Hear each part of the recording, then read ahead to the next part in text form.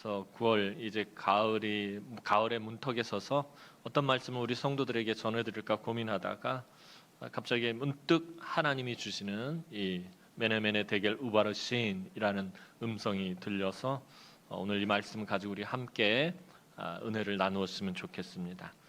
자, 오늘 본문이 기록된 다니엘 5장은 사람들이 흥에 겨운 큰 잔치를 벌였는데, 아주 큰 잔치예요. 그냥 잔치도 아니고 엄청나게 많은 사람들을 모아서 큰 잔치를 벌였는데 하나님이 갑자기 그 잔치에 찬물을 확 끼얹고서는 흥을 깨신다면 어떻게 되겠느냐라고 묻고 있는 것과 같은 그런 본문이 오늘 다니엘서 5장입니다.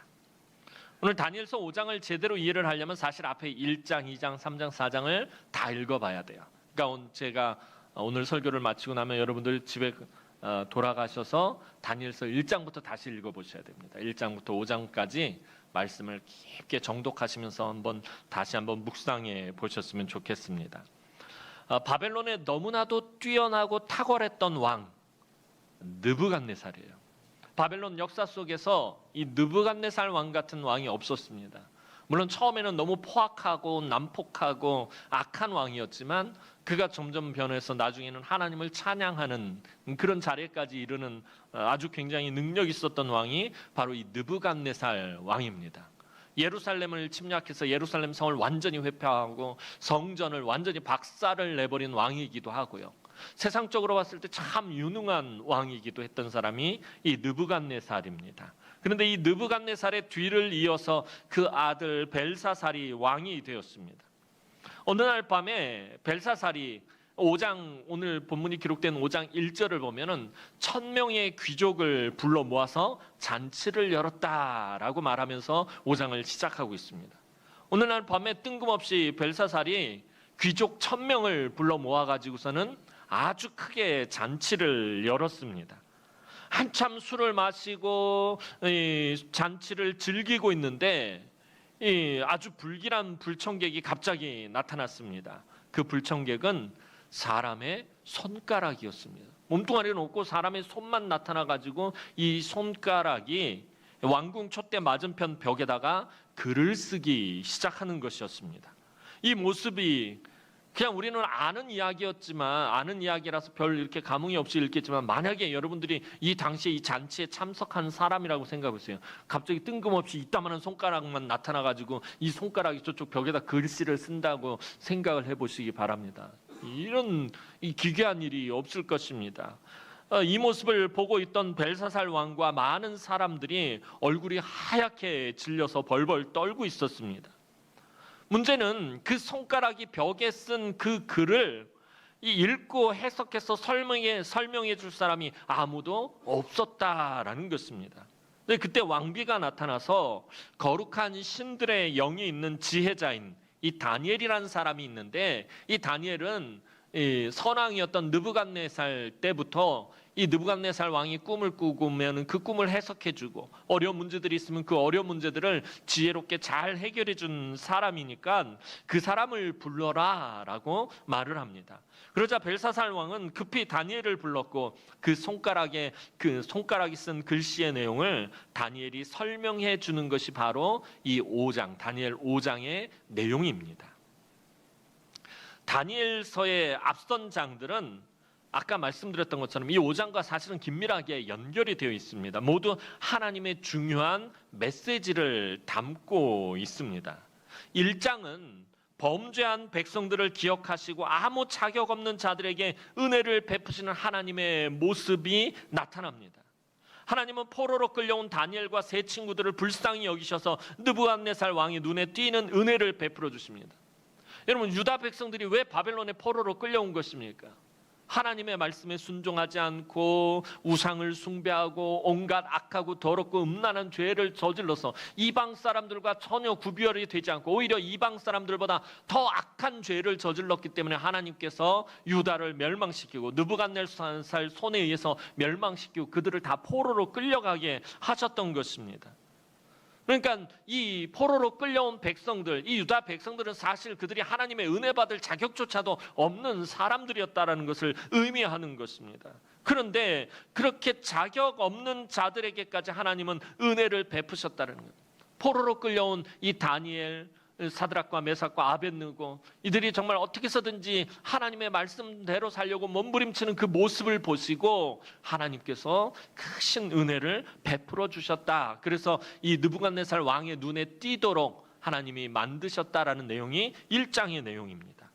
2장에서는 다니엘에게 하나님께서 10배나 많은 지혜를 주셔서 느부갓네살의 그 어려운 꿈을 해석하고 그가 높은 자리에 올라가며 역사를 주관하시는 주권자 하나님을 나타내신다라는 내용이 2장에 담겨 있습니다.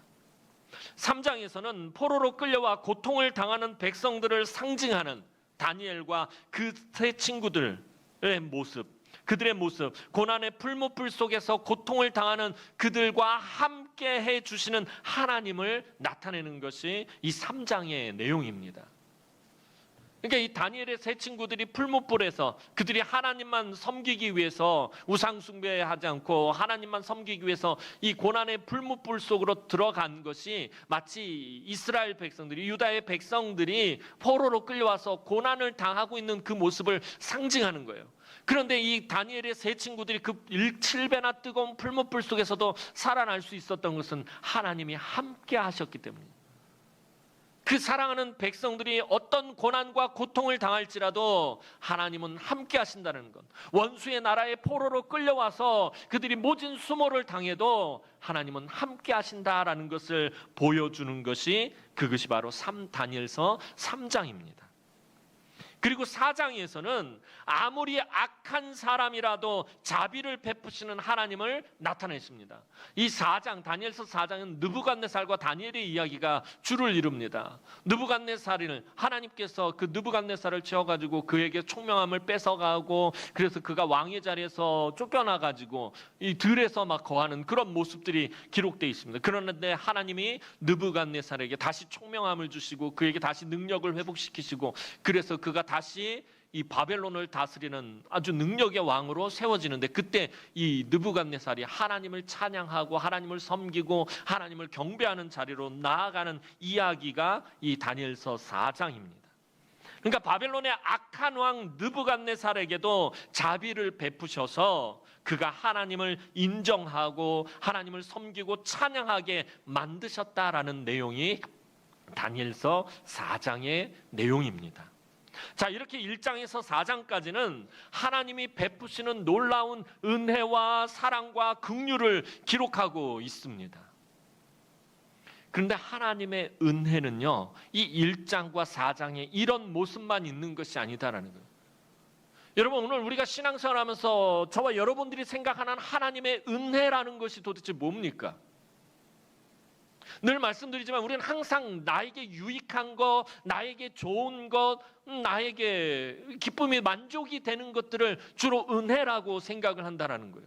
근데 성경이 말하는 하나님의 은혜는 물론 그런 것들을 다 내포하고 있어요. 1장에서부터 4장까지 이루어지는 그 모든 스토리 속에서 등장하는 하나님의 은혜와 사랑과 긍휼, 이런 거 다 포함하고 있습니다. 그런데 은혜의 또 다른 이면에는 무엇이냐면은 심판이라는 것이 있다는 거예요. 목사님, 심판하고 은혜하고는 전혀 별개, 전혀 다른, 아주 퀄리티가 다른 것 같은데요, 차원이 다른 것 같은데요라고 하는데, 그런데 하나님에게 있어서는 심판조차도 은혜의 도구다라는 것입니다. 그러면 하나님의 은혜의 이면에는요, 심판도 자리 잡고 있다라는 거예요.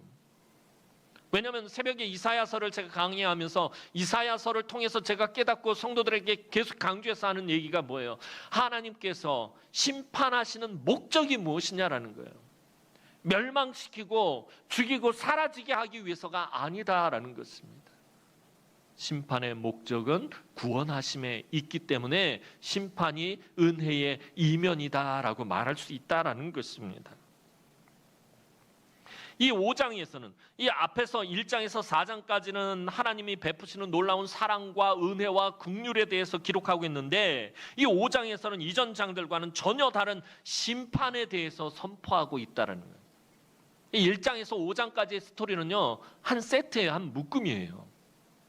이 5장의 심판의 메시지는 왠지 앞에 1장부터 4장까지고는 뭔가 좀 결이 다른 것 같은데 아니에요. 같이 묶어서 가는 말씀이다라는 것입니다.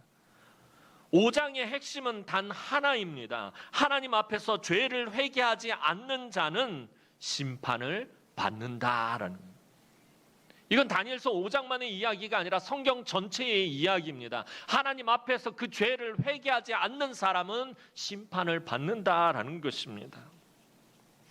앞선 장에서 하나님은 범죄하여 징계받는 백성들을 원수의 나라에서도 여전히 돌보시는 하나님, 그리고 어떤 상황 가운데서도 항상 함께 하시는 하나님, 그리고 자신을 낮추고 회개하는 자들에게 변함없이 은혜를 베푸시는 하나님이 각 장의 핵심 주제였습니다.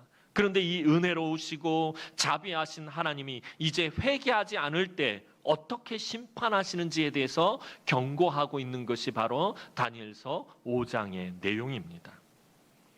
하나님이 이렇게 무서운 심판에 대해 경고하시는 것은 하나님의 백성들의 미래를 생각하시기 때문입니다. 창세기부터 시작해서 구약 성경을 통해 하나님은 끊임없이 심판에 대해 경고하셨어요. 이 다니엘서 5장에서만 심판을 이야기하신 것이 아니라 창세기부터 시작해서 요한계시록에 이르기까지 하나님은 끊임없이 심판에 대해서 경고하고 계신다라는 것입니다. 여기 다니엘서도 마찬가지고요. 그런데 이 다니엘 5장에서는 아주 특별한 방법으로 경고의 메시지를 주십니다. 가뜩이나 포로 생활로 낙심하고 지쳐서 고통을 당하고 있는 백성들에게 직접적인 하나님의 무서운 심판의 메시지는 어찌 보면 감당하기 어려울지 모릅니다. 자, 나라가 망해가지고 완전히 멘붕 상태로 원수의 나라에 이 쇠사슬로 묶여서 끌려와가지고 그곳에서 뭔가 수모를 당하고 모진 고초와 고난을 당하고 있는 이 하나님의 백성들에게 직접적으로 하나님의 무서운 심판의 메시지를 선포한다면 지금 낙심하고 좌절하고 절망 가운데 있는 하나님의 백성들이 그 메시지를 감당하기가 너무나도 어렵다라는 것입니다. 그래서 이 고단한 백성들을 배려하신 하나님은 간접적인 방법으로 심판의 메시지를 전하셨습니다. 그것이 뭐냐면 하나님의 거룩한 그릇으로 술을 퍼마시는 이 바벨론의 교만한 왕을 심판하심으로 경고의 메시지를 주시기로 작정하신 것입니다. 그래서 심판의 메시지가 기존의 심판의 메시지와는 오늘 이 다니엘서 5장이 좀 다릅니다. 근데 여러분, 사실 심판의 메시지를 전하는 것은 쉬운 일이 아닙니다. 여기 이 자리에 앉아 계신 여러분들 가운데 심판의 메시지를 좋아할 분이 누가 있겠습니까? 그저 일주일 동안 세상에서 정말 힘들고 고단한 삶을 살다가 교회 왔는데 목사님이 좀 은혜의 말씀도 주시고 위로의 말씀도 주시고 격려의 말씀도 주시고 축복의 말씀도 주시고 치료의 말씀도 주시고 회복의 말씀도 주시고 아멘 나올 때까지 하려고 했더니 안 나와서 멈췄어요. 숨이 막혔어요. 이런 말씀들 주시면 얼마나 좋을까. 그런데 오늘 하필이면 메시지가 심판에 관한 메시지란 말이에요. 마음이 무거워요. 지난 일주일 동안 말씀을 준비하는 저도 마음이 너무 무거웠어요. 여러분, 심판의 메시지를 듣는 여러분들도 힘들지만요, 이 심판의 메시지를 전하는 일도 그리 썩 좋은 일은 아닙니다. 마음이 참 어렵고 불편합니다. 그럼에도 하나님이 심판의 메시지를 주시기 때문에 심판에 대해 말씀을 전하지 않을 수 없다라는 거예요. 창세기부터 요한계시록까지 계속해서 심판에 대한 메시지가 있기 때문에 이 심판에 대한 메시지를 전하지 않을 수가 없다라는 것입니다. 그런데 중요한 것은요, 하나님은 심판을 선포하고 계시지만 그 심판의 목적이 당신의 백성들을 구원함에 있다라는 것입니다. 멸망하고 진멸하는 것에 있는 것이 아니라 구원하고 회복시키고 고치고 치료하는 데에 그 심판의 목적이 있다라는 것입니다. 하나님이 선언하시는 무서운 심판에는 반드시 숨은 전제가 있어요. 그래서 하나님의 심판의 메시지가 오늘 저와 여러분들에게는 은혜가 되는 거예요. 여러분, 요한계시록에 등장하는 얼마나 무시무시한 심판의 메시지가 있습니까? 그런데 그 심판의 메시지에 여러분들 전혀 무서워하거나 두려워할 필요가 없다라는 거예요. 왜냐하면 그 심판의 메시지는 숨은 전제가 있기 때문이에요. 그것은 자기 죄를 회개하고 하나님께 나온 사람은 그 심판의 자리에 서지 않는다라는 것입니다.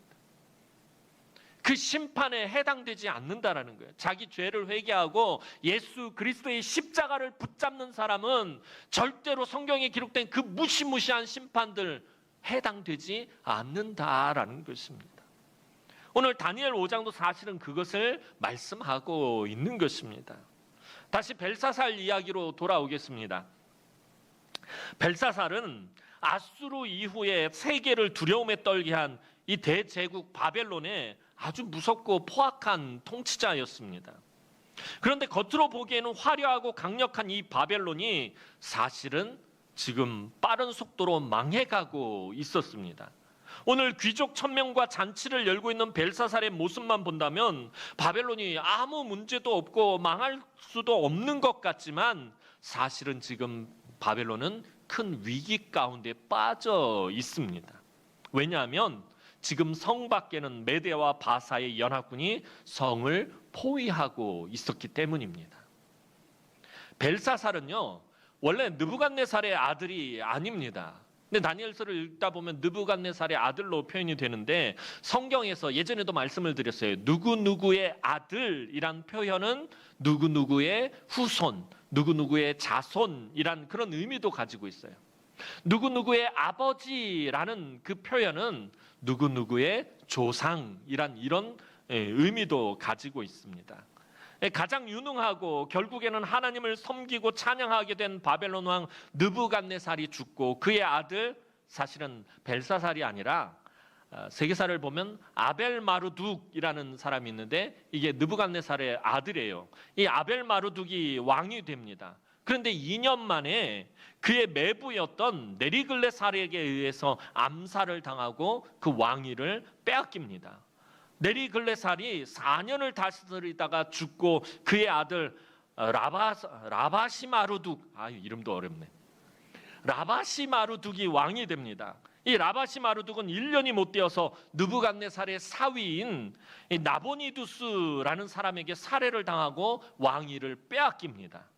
이 느부갓네살이 죽고 7년 동안에 4명의 왕이 바뀌면서 바벨론은 완전히 권력 다툼의 아수라장이 되어버리면서 급속하게 힘을 잃고 영향력을 잃고 망해가고 있었던 것입니다. 그런데 이 느부갓네살의 사위였던 나보니두스는 주변 나라들의 침략과 계속되는 반란을 진압하기 위해서 거의 매일 전쟁터에 나가 있어야 했습니다. 그래서 나라의 통치를 자기 아들인 벨사살에게 맡겼습니다. 그러니까 벨사살은 원래 실제 이 바벨론의 왕이 아니라 섭정 왕이에요. 실제 왕은 벨사살의 아버지인 나보니두스가 왕이었고, 근데 그는 늘 전쟁터에 나가 있기 때문에 어쩔 수 없이 자기 아들에게 이 나라를 통치할 수 있는 통치권을 주었던 것입니다.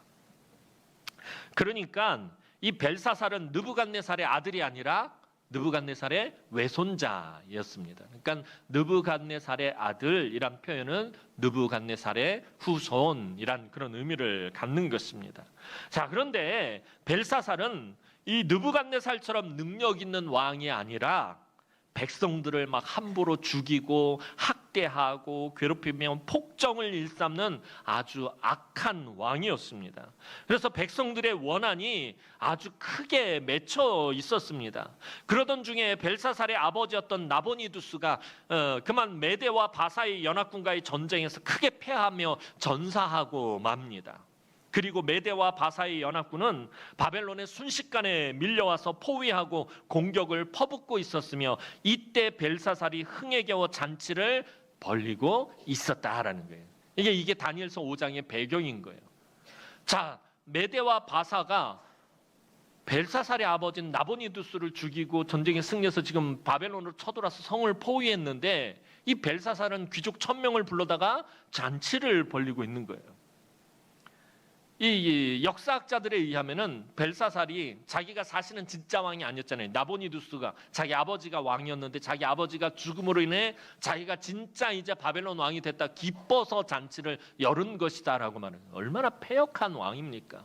패륜하고요. 아버지가 죽었는데 자기가 진짜 왕이 됐다고 좋아서 귀족들 1000명을 불러다가 잔치를 벌이고 있어요.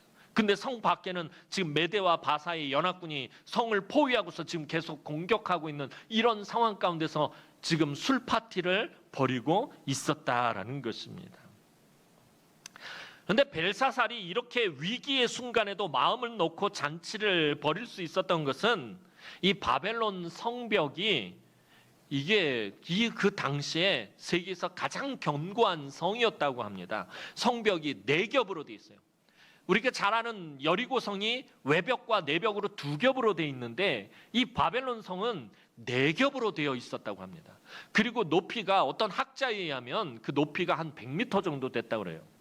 약간 좀 과장이 된 것 같고 한 50m만 되더라도요, 이 당시에 공성전을 펼칠 수 있는 그런 도구가 없어요. 그러니까 그 성을 넘으려면 사다리를 설치하고, 우리 옛날 사극 같은 거 보면 그러잖아요. 막 이렇게 사다리를 설치하고 그 위로 막 올라가야 되고, 그다음 정난차라고 높이 이렇게 탑 같은 차를 만들어서 끌고 와서 성에다 붙이고 글로 군사들이 올라가게 만들어야 되는데, 성이 너무 높으니까 정난차라는 것도 만들지 못하고 사다리도 만들 수 없고 이런 상황이 된 것입니다. 그러니까 이 바벨론 성은요 자체가 난공불락의 요새와 같은 것이었습니다.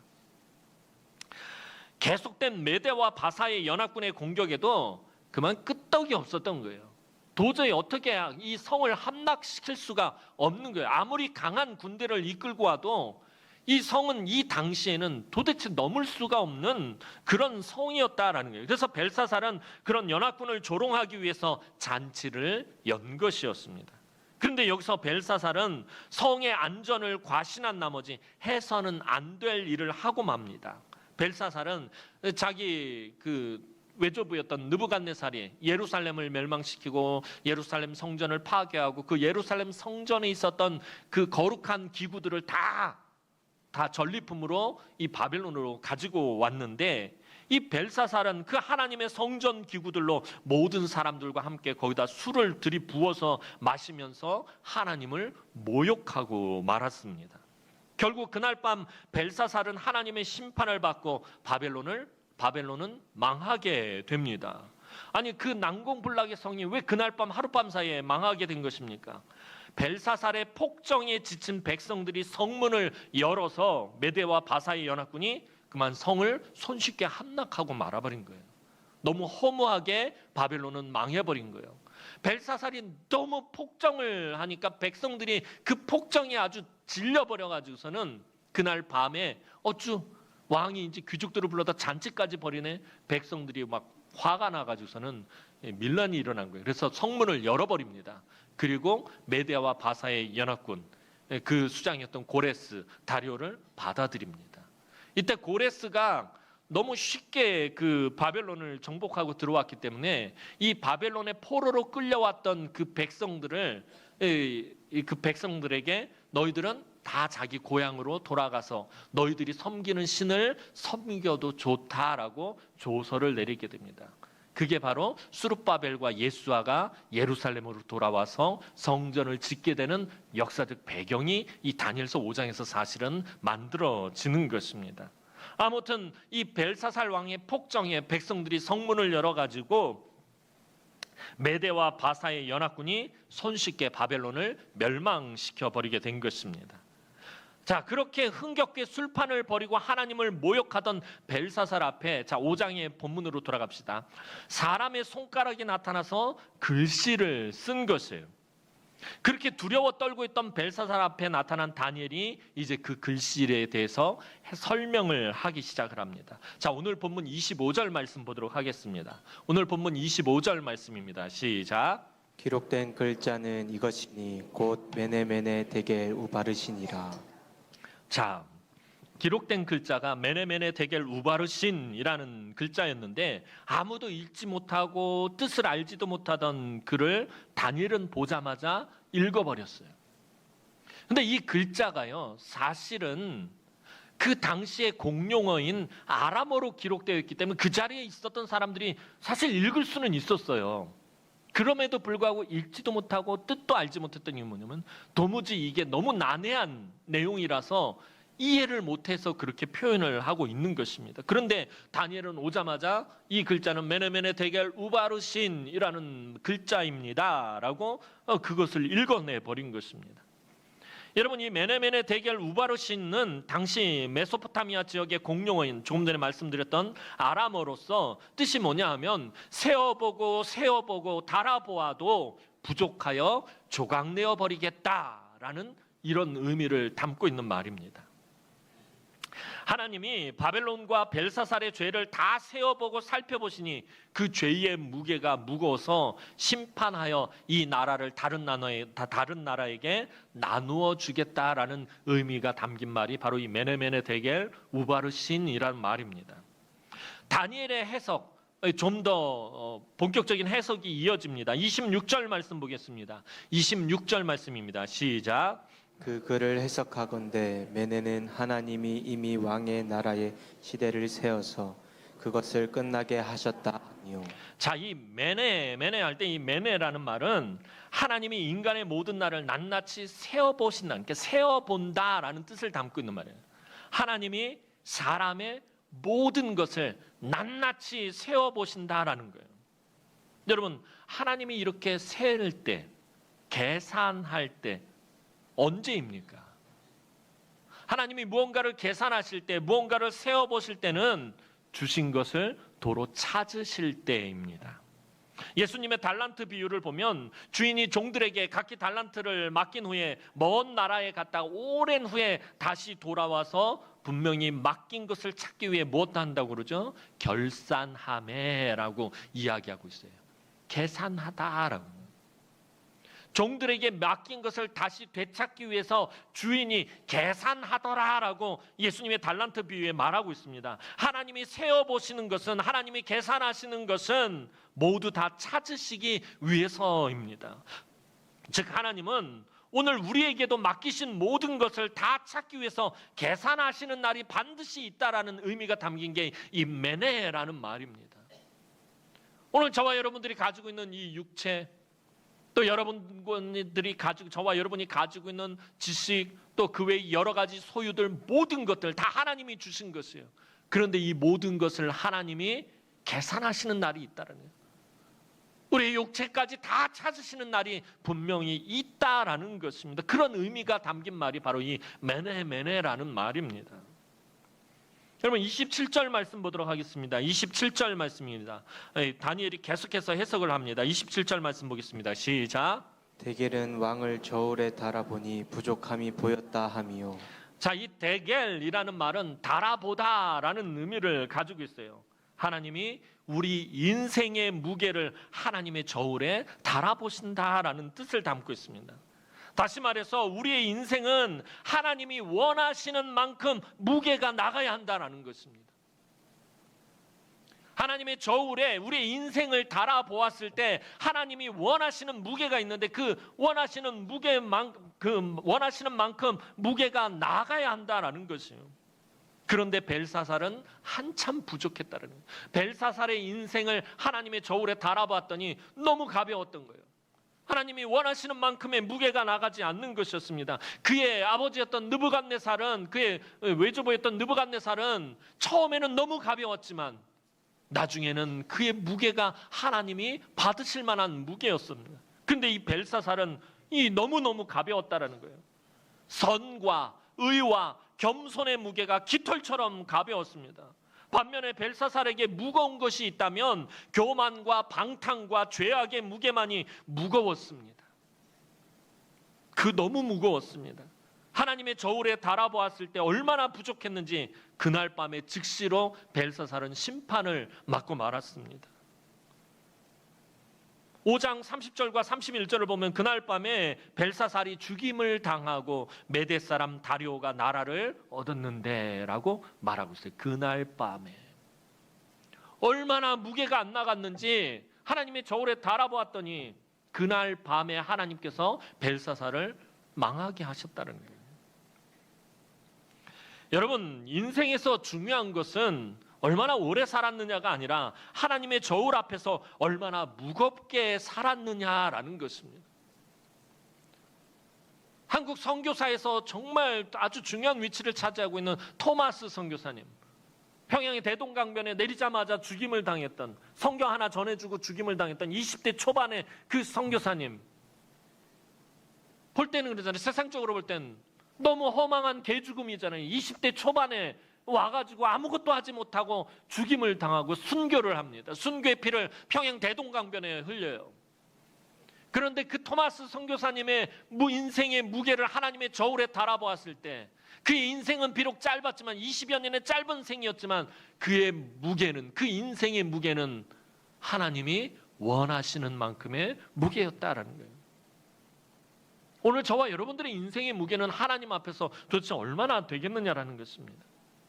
여러분, 하나님은 우리의 삶을 항상 달아보십니다. 매일같이 저와 여러분들의 무게를 달아보십니다. 그리고 그것은 하나님 앞에 차곡차곡 쌓입니다. 지금까지 여러분이 살아오며 하나님과 얼마나 깊게 교제했으며 하나님의 뜻에 순종했고 하나님의 말씀대로 살았는지, 얼마나 주님의 뒤를 따라가는 삶을 살았는지, 얼마나 겸손했는지가 중요합니다. 이것이 하나님이 세어보시고 달아보시는 영적 무게이기 때문입니다. 28절 말씀 보도록 하겠습니다. 28절 말씀입니다. 시작. 베레스는 왕의 나라가 나뉘어서 메대와 바사 사람에게 준 바 되었다 함이니이다 하니. 자, 베레스라는 말은 빼앗아서 나누어 준다라는 뜻입니다. 바벨론의 것을 빼앗아서 메대와 바사에게 나누어 준다라는 의미입니다. 근데 앞선 25절에서는 메네 데겔 우바르신이라고 했는데 28절에서는 베레스라는 말로 바뀌어요. 우바르신이 베레스라는 말로. 근데 이 우바르신이라고 말하는데 이 글자를 다시 풀어보면은 알게 됩니다. 이 우바르신이라는 글자는 그리고를 뜻하는 접속사 우가 붙어 있는 거예요. 이 우라는 말은 아람어로 그리고를 나타내는 말입니다. 그리고 이 나라를 뜻하는 베레스, 28절에 나오는 베레스라는 말이 원래는 나라를 뜻하는 이 말인데 이 나라를 뜻하는 베레스라는 말의 복수형이 바르신이라고 합니다. 그러니까 우바르신은 그리고 나라들이란 이런 의미를 가지고 있어요. 그런데 이 바르신이란 말은 베레스라는 나라를 뜻하는 말의 복수형이기도 하지만 당시에 화폐 단위를 의미하는 말이기도 했다고 합니다. 그러니까 당시의 화폐 단위 중에 절반으로 나누는 화폐 단위를 의미하는 말이 이 바르신이라는 말이었던 겁니다. 그러니까 예를 들어 세겔 바르신 하면은 반세겔이라는 거예요. 세겔을 반으로 찢어버리다, 나누어 버리다라는 뜻을 갖는 거예요. 그러니까 반으로 나눈다라는 의미가 이 바르신에게 있어요. 그래서 이 베레스라는 말에서 다니엘이 무엇을 해석해냈냐면 나라를 나누어서 메대와 바사에게 준다는 의미를 만들어낸 것이에요. 그러니까 다른 사람들은 이해를 할 수가 없는 말이었던 것입니다. 자, 그렇다면 이상과 같은 메네 데겔 우바르신이라는 말이 오늘을 살아가는 우리에게 무슨 의미와 교훈이 있느냐라는 것입니다. 하나님은 우리에게 죄에 대해서 방심하지 말고 안심하지 말라라고 말씀하시는 거예요. 이 메네 데겔 우바르신을 통해서요. 벨사살은 바벨론의 성벽을 절대로 적들이 넘어오지 못할 것이라고 마음을 놓았어요. 아주 철떡같이 믿었어요. 절대로 바벨론의 성은 무너질 수 없고 함락당할 수 없고 적들이 넘어올 수 없다라고 그것을 믿고서는 마음을 놓고 있었다라는 것입니다. 그래서 잔치를 벌이고 술에 취해 있었던 것입니다. 하지만 하나님은 그런 바벨론의 성벽 따위는 눈 깜짝할 사이에 넘어버리십니다. 그날 밤에 단숨에 바벨론 성을 넘어버리셨습니다. 혹 어떤 사람은 벨사살 왕이 심판을 받은 것과 오늘 예수 믿고 구원받은 우리랑 무슨 연관이 있느냐라고 물으실지 모르겠어요. 그런데 오늘 본문이 바벨론의 벨사살 왕에 관한 기록이지만 당연히 오늘 저와 여러분에게 적용되는 말씀입니다.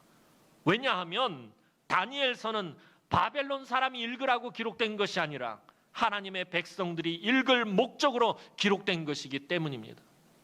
벨사살 왕의 이야기를 기록한 것은 오늘 저와 여러분들이 이 벨사살 왕의 이야기를 읽고 묵상하고 그 말씀 가운데서 하나님의 메시지를 발견하라고 기록되어진 것이다라는 것입니다. 여러분, 벨사살은 조금 전에 말씀드린 것처럼 바벨론의 성벽을 절대로 적들이 넘을 수 없다라는 그 믿음으로 안심하고 있었다는 거예요. 방심하고 있었다라는 거예요. 그런데 이런 이 벨사살의 모습이 사실은 오늘 신앙생활하고 있는 저와 여러분들의 모습을 투영하고 있다라는 것이에요. 오늘 저와 여러분들이 예수 믿고 구원받았다고 안심하고 살아간다는 점에서 비슷한 인생이다라는 거예요. 나 예수 믿고 구원받았어. 내가 앞으로 살아가는데 아무런 문제가 없다라고 안심하고 방심하고 살아가는 모습이 이 벨사살의 어리석은 모습과 비슷하다라는 것입니다. 여러분, 왜 한국교회가 쇠퇴하고 있는 것입니까? 벨사살의 모습으로 있기 때문에 그렇다라는 것이에요. 예수를 믿은 지 오래되면 오래될수록 처음 예수를 믿을 때만도 못한 신앙생활을 왜 하게 되는 것이냐는 거예요. 우리가 신앙생활을 오래 하면 할수록 우리의 믿음과 신앙의 경륜이 늘어나고 연륜이 늘어나야 되는데, 지혜가 깊어져야 되고 하나님과 교통하심이 더 깊어지고 풍성해져야 되는데, 왜 처음 믿을 때만도 못한 신앙생활을 하게 되느냐라는 거예요. 이유는 딱 하나예요. 안심하기 때문에 그런 거예요. 내가 예수 믿고 구원받았다라고 방심하기 때문이다라는 거예요. 내가 예수 믿고 구원받았다라는 철옹성에 갇혀서 벨사살처럼 안심하고 살기 때문이다라는 것입니다. 여러분, 내가 죄를 범해도, 내가 남을 미워하고 분노해도, 내가 내 마음대로 살아도, 내 고집대로 살아도, 내 욕심대로 살아도 내가 구원받았다는 사실은 변함없다고 안심하기 때문이에요. 이건 구원의 확신과는 별개의 문제를 다루는 거예요, 여러분. 예수를 믿고 내가 예수 그리스도의 그 십자가의 그 공로를 힘입어서 내가 구원받았다라는 이 구원의 확신과는 별개의 문제를 지금 다루고 있는 거예요. 내가 내 마음대로 내가 막 죄를 범하고 살아도 내가 구원받았다는 사실 변함없다고 안심하고 우린 방심하고 살기 때문에 우리의 삶이 엉망이다라는 거예요. 제가 우리 교회 와서 늘 말씀드려요. 여러분, 믿음의 영역과 삶의 영역이 구별돼서는 안 돼요. 분리되어서는 안 된다라는 거예요. 주님은 너희는 세상의 빛과 소금이다라고 말하고 있다라는 거예요. 교회의 빛과 소금이라고 말하지 않고 이 세상의 빛과 소금이라고 말하고 있는데, 우리는 교회 안에서만 빛과 소금이고 세상에 나가서는 빛과 소금의 삶을 살지 않는다라는 거예요. 엉망진창의 삶을 살아요. 세상 사람들하고 똑같이 살아요. 술 마시고 세상 사람들처럼 거짓말하고 부정과 부패와 온갖 음란한 짓을 다 하면서 산다는 거예요. 그런데도 아무런 죄책감이 없어요. 왜? 나 예수 믿고 구원받았다라고 생각해요. 내가 무슨 짓을 해도 난 구원받는다라고 생각을 하기 때문이다라는 거예요. 그런데 그런 우리들에게, 그런 한국교회에 하나님께서 말씀하십니다. 메네 데겔 우바르신.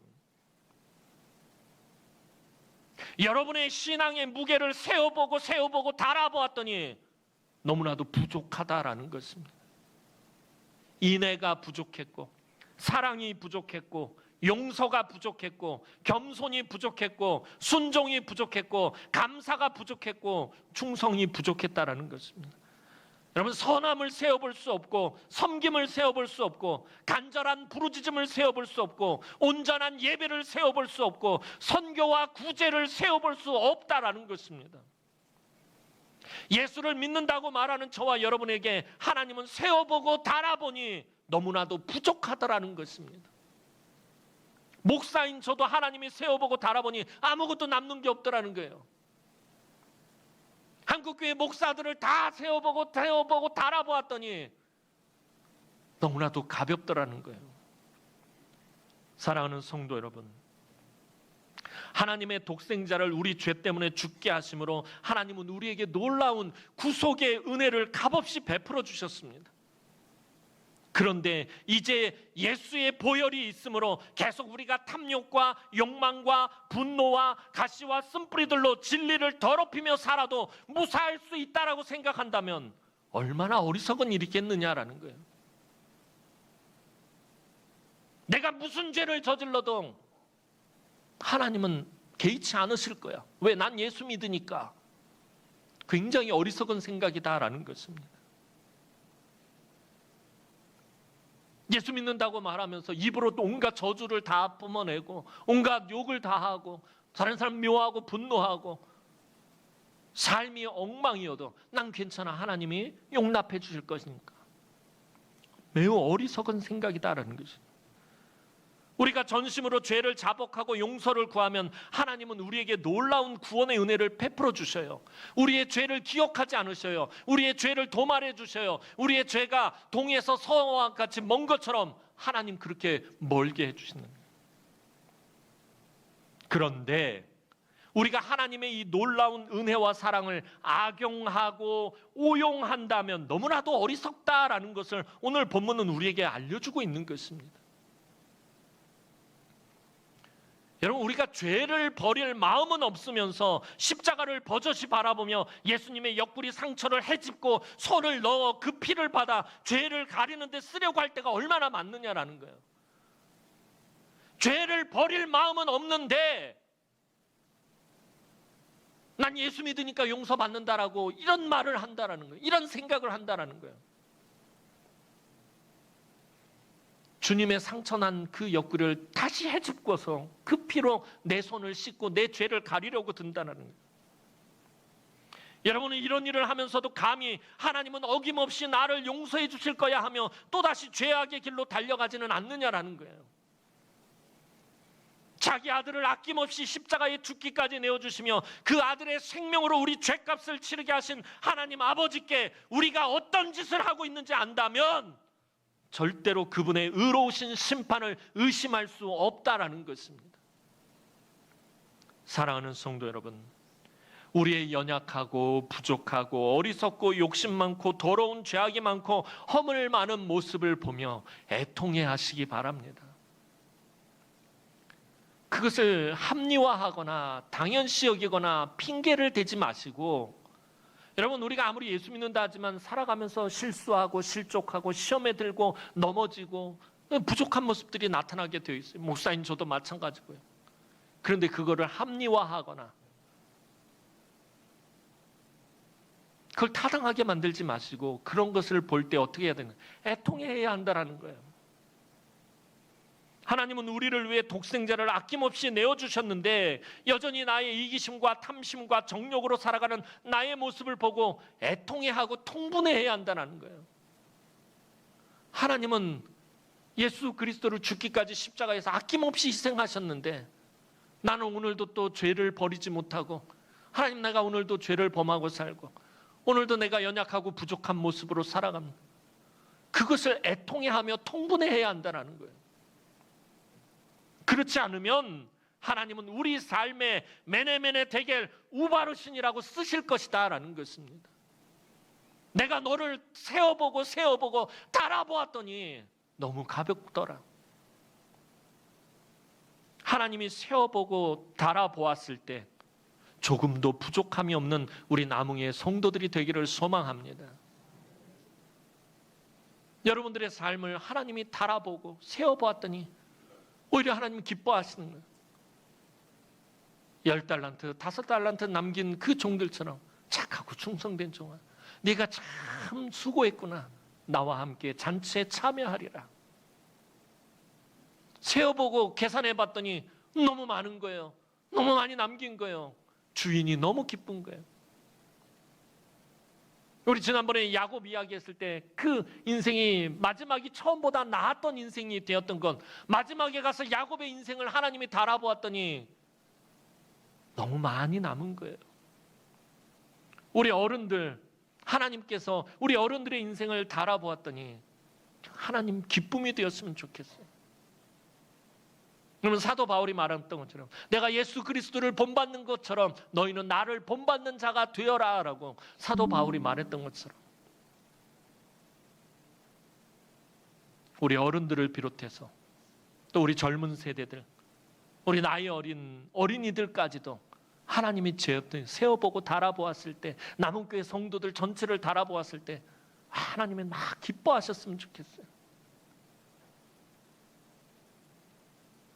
메네메네 데갈 우바르신이라고 쓸 필요조차도 없이 남은교회 그러면 하나님이 그냥 패스하는 그런 교회가 되었으면 좋겠습니다.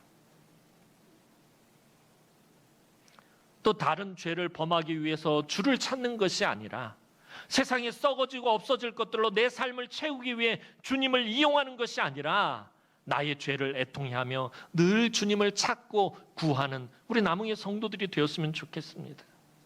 우리 주님이 나를 용서해 주셨는데 내가 또 넘어지고 실족했구나, 애통해하며 주님을 향해 달려가시기 바랍니다. 여러분, 실수할 때마다, 실패할 때마다, 넘어질 때마다, 시험에 들 때마다, 여러분 상처를 받을 때마다 주님을 향해 달려가시기 바랍니다. 애통하는 마음으로. 주님이 나를 용서하셨는데, 주님이 나를 위해서 그 보혈을 흘려가며 모진 고난과 고초를 다 당하셨는데 내가 또 실수했구나, 내가 또 넘어졌구나, 내가 또 시험에 들었구나, 내가 또 낙심하고 있구나. 주님을 향해 달려가시기 바랍니다. 주님이 여전히 여러분들을 위로하실 것이고 어루만져 주실 것이고 은혜를 베풀어 주실 것입니다. 오늘 하나님은 메네메네 데겔 우바르신이라고 말씀하시며 우리가 벨사살처럼 심판으로 무너지는 것이 아니라 우리가 하나님을 더욱 믿음으로 붙잡기를 원하십니다. 오늘도 어김없이 우리를 붙들어 주시고 도와주시고 은혜를 베풀어 주시는 하나님을 전심으로 찾고 구하시는 우리 남흥의 모든 성도들의 삶의 무게가 하나님 달아보실 때에 하나님의 기쁨이 충만하게 되기를 주님의 이름으로 축원합니다. 기도드리겠습니다. 사랑과 은혜가 많으신 아버지 하나님, 은혜와 사랑을 진심으로 감사를 드립니다. 하나님, 영원히 멸망받아서 죽을 수밖에 없는 악하고 더러운 우리들을 예수 그리스도의 보혈의 피로 깨끗하게 씻으시고 하나님의 자녀 삼아주시고 하나님의 구원의 백성 삼아주신 은혜를 생각할 때마다 하나님, 감사와 찬송과 영광을 하나님께 돌리지 않을 수 없음을 이 시간에 고백합니다. 하나님, 그러나 우리가 너무나도 연약하고 부족하고 어리석은 자들인지라 그 큰 구원의 은혜를 받고서도 우리의 삶이 하나님 늘 무너지고 실패하고 넘어지고 낙심하고 좌절할 때가 많음을 이 시간에 고백합니다. 하나님, 그럴 때마다 우리가 세상을 향해 가거나 세상을 붙잡는 것이 아니라 하나님을 찾고 구하고 주님을 향해 달려가는 자들 되어질 수 있도록 은혜를 베풀어 주옵소서. 우리의 인생의 무게가, 우리의 믿음의 무게가 하나님을 기쁘시게 하는 무게가 되어질 수 있도록 은혜를 더하여 주옵소서. 이 교회가, 우리 남흥교회가, 우리 한국교회가 하나님의 저울 앞에서 정말 기쁨의 무게가 되어질 수 있도록 하나님 은총을 베풀어 주옵소서. 무너진 말씀의 재단들이 회복되어지게 하시고 무너진 도덕성들이 회복되어지게 하시고 꺼져가는 기도의 등불이 다시 활활 타오르며 하나님 앞에서 온전한 삶을 살아가는 하나님, 우리 이 땅에 그리스도인들이 되게 하여 주옵소서. 감사를 드렸고 예수님의 이름으로 기도하옵나이다. 아멘.